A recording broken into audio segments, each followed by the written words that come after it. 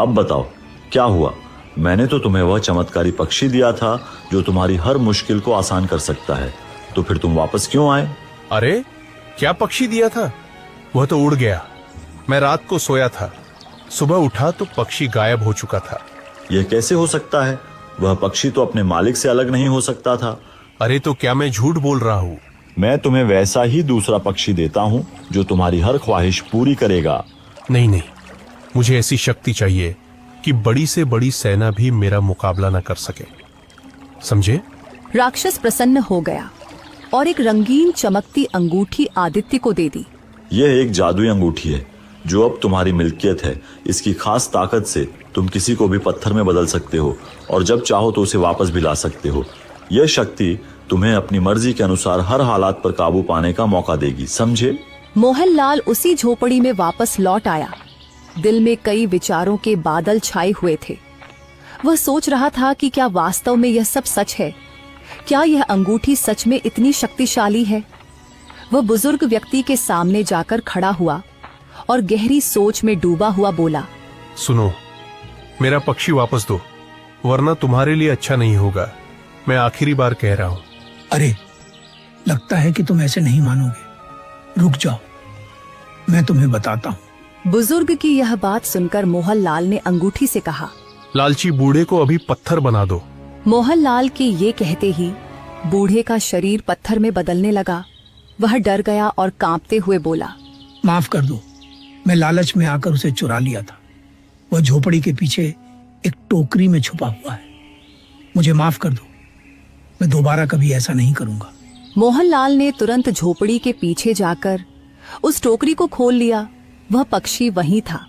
मैं बताने ही वाला था कि वह बुजुर्ग क्या करने वाला है, लेकिन तुम सो गए। मुझे तो याद ही नहीं रहा कि तुम भविष्य भी बता सकते हो। अगर तुमने दोबारा किसी को धोखा देने की कोशिश की तो मैं तुम्हें हमेशा के लिए पत्थर बना दूंगा, समझ गए? मोहनलाल पक्षी को लेकर खुशी खुशी अपने घर लौटा। अब उसके दिल में डर की जगह सुकून था। उसने राधा को सारी कहानी सुनाई, कैसे उसे पक्षी वापस मिला और कैसे एक जादुई अंगूठी ने उसकी मदद की। राधा हैरान भी थी और खुश भी कि उसका पति सही सलामत वापस आ गया। क्या तुम वाकई भविष्य बता सकते हो? हाँ, तुम्हारे भाग्य में बहुत धन लिखा है, तुम बहुत अमीर बनोगे। तो फिर देर किस बात की? ढेर सारा सोना मेरे सामने प्रकट कर दो। अचानक आकाश से रंग बिरंगी किरणें जमीन पर उतरने लगीं, जो बहुत सारे मदराओं के ढेर की तरह चमक रही थीं।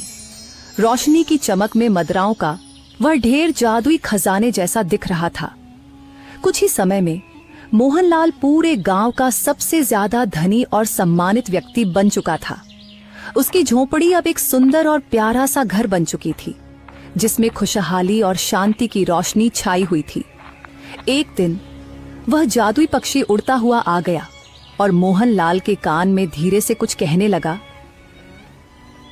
क्या कहा? राजा भीरू किशुनगर की सीमा में अपनी पूरी फौज के साथ घुस आया है। अब समय आ गया है जमींदार को सबक सिखाने का। मोहनलाल ने गांव के एक आदमी को राज दरबार भेजा।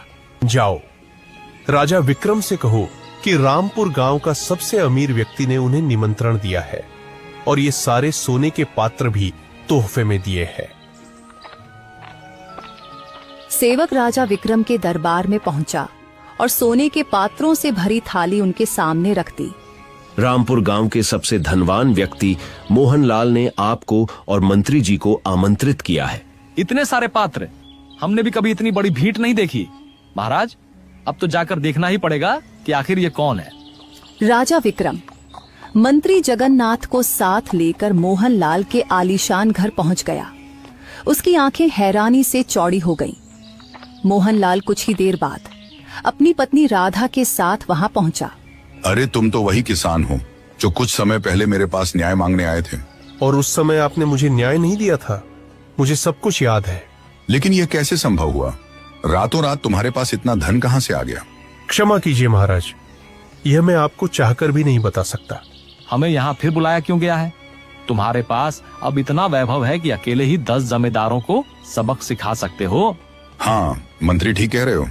बताओ मोहनलाल, तुम्हारा मकसद क्या है? महाराज, मैं आपको एक अत्यंत महत्वपूर्ण सूचना देना चाहता हूँ। परंतु उससे पहले मैं चाहता हूं कि आपने मेरे साथ जो अन्याय किया था उसकी पूरी सुनवाई करें। और हां, यह बात आपके भविष्य से जुड़ी हुई है। अगर आपने इसे नजरअंदाज किया तो कुछ ही दिनों में आपका राज्य आपके हाथ से निकल सकता है। तुम क्या चाहते हो? साफ साफ कहो। मैं चाहता हूं कि आप अब मेरे घर पर जमींदार बलराम मक्कीये और बलिया को बुलाकर उनसे साफ साफ पूछे कि क्या मैंने वास्तव में अपना खेत बेचा था या नहीं। सैनिकों, तुरंत जाकर उन चारों को बुलाकर मेरे पास ले आओ। कुछ ही देर में वे चारों वहां पहुंचकर उपस्थित हो गए। मुखिया, सच सच बताओ, क्या मैंने वाकई जमींदार को अपना खेत बेचा था? क्षमा कीजिए महाराज, मैंने जमींदार के दबाव में आकर यह झूठ बोला था। मैंने भी झूठ कहा था महाराज, क्योंकि उसने मेरी बेटी की शादी रोकने की धमकी दी थी।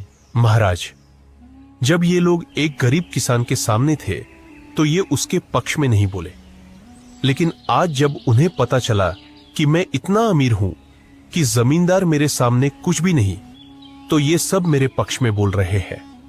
मैं चाहता हूं कि आपके राज्य में ऐसा न्याय स्थापित हो जहां अमीर और गरीब के बीच कोई फर्क न हो। तुरंत इन चारों को जेल में डाल दो और ले जाओ। मुझे माफ कर दीजिए। मुझे माफ कर दीजिए। मोहनलाल, मोहनलाल। हाँ, ठीक है, मैंने तुम्हें माफ कर दिया है, लेकिन मेरा खेत मुझे वापस लेना होगा। वह मेरे पूर्वजों की निशानी है और इसे कोई छीन नहीं सकता। हाँ ठीक है, मैं देने के लिए तैयार हूँ।